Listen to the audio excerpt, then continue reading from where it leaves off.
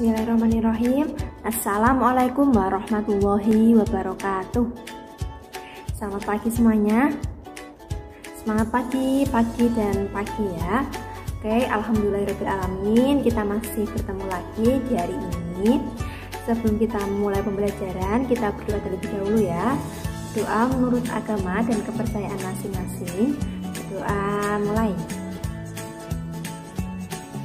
Doa selesai. Ya.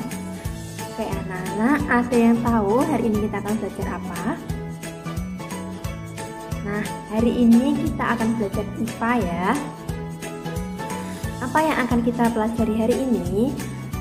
Minggu lalu kita sudah belajar gaya berupa dorongan dan tarikan ya.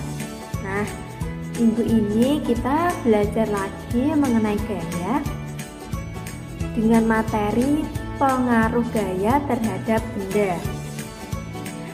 Ya, apa saja pengaruh gaya terhadap benda? Salah satunya yaitu gaya dapat membuat benda yang bergerak menjadi diam ya. Gaya itu ada dua, dorongan dan tarikan. Jadi dorongan atau tarikan yang kita berikan kepada benda dapat membuat benda menjadi diam yang asalnya bergerak ya. Oke. Contoh, anak-anak bisa membuka buku pena 4D-nya ya. Halaman 36. Ada gambar orang sedang menaik gerobak ya. Gerobaknya ditarik oleh sapi. Itu termasuk apa, Bu? Itu termasuk tarikan. Kenapa? Karena tarikan sapi menarik gerobak sehingga gerobak bisa berjalan ya.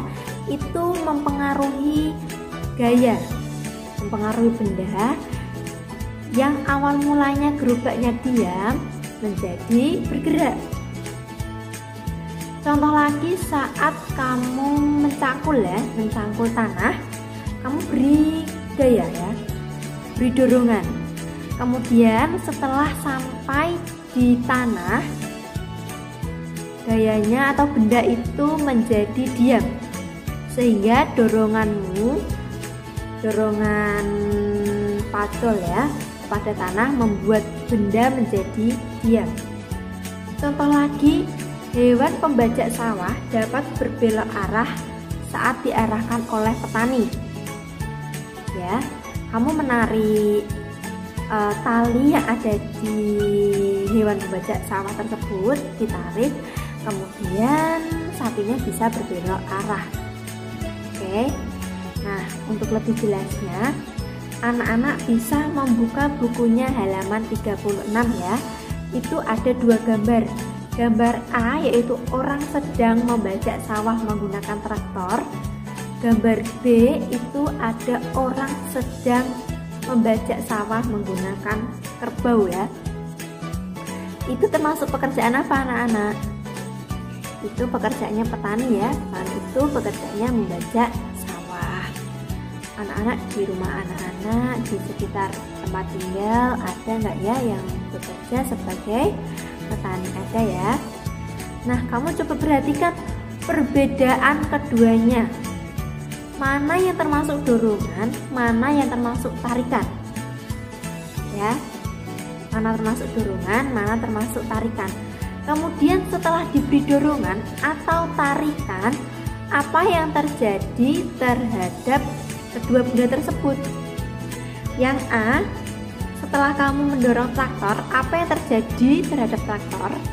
Yang B, setelah kamu menarik kerbau, apa yang terjadi? Nah, itu ya. Nanti dikerjakan yang halaman 37. Oke, sampai sini paham ya? Nah, tadi materi pertama kita sudah membahas pengaruh gaya terhadap gerak benda. Bisa membuat benda diam menjadi bergerak atau benda bergerak menjadi diam. Sekarang kita akan belajar pengaruh gaya pegas terhadap gerak benda. Kayak Bu Nurul tanya, ada yang masih ingat gaya pegas? Kita sudah belajar gaya pegas di tema 7. Gaya pegas itu adalah gaya yang ditimbulkan oleh benda-benda elastis ya. Contohnya ketapel. Contoh pemanfaatannya lain yaitu adalah bermain bola basket ya. Bola basket itu kan bersifat lanjut sehingga dapat memantul ketika dilakukan. Bola itu dapat memantul karena apa? Karena adanya gaya pegas sehingga bisa dibuat untuk bermain bola basket. Nah, coba perhatikan gambar tersebut ya. Yang pertama itu gambar seseorang sedang bermain anak panah. Yang kedua gambar seseorang sedang bermain trombolin. Nah, apa perbedaan keduanya? Perbedaannya ya, yang satu dimanfaatkan sebagai anak panah, yang kedua dimanfaatkan sebagai bermain trombolin ya. Kecepatan anak panah sebelum meninggalkan busur itu dia masih lambat ya. Kemudian setelah meninggalkan busur dia akan semakin cepat. Gambar yang kedua itu ada gambar anak sedang bermain trombolin ya. Gaya pegas yang ada pada trombolin membuat anak bisa bermain trombolin, bisa memantul ke atas dan ke bawah lagi dan ke atas lagi. Oke, sekian untuk pembelajaran pada pagi hari ini. Nanti silakan anak-anak mengerjakan tugas yang telah diberikan ya. Apabila ada perkataan salah dari Bu Nurul mohon maaf. Sekian dari Bu Nurul. Sampai jumpa di pertemuan Zoom besok ya. Kalau tidak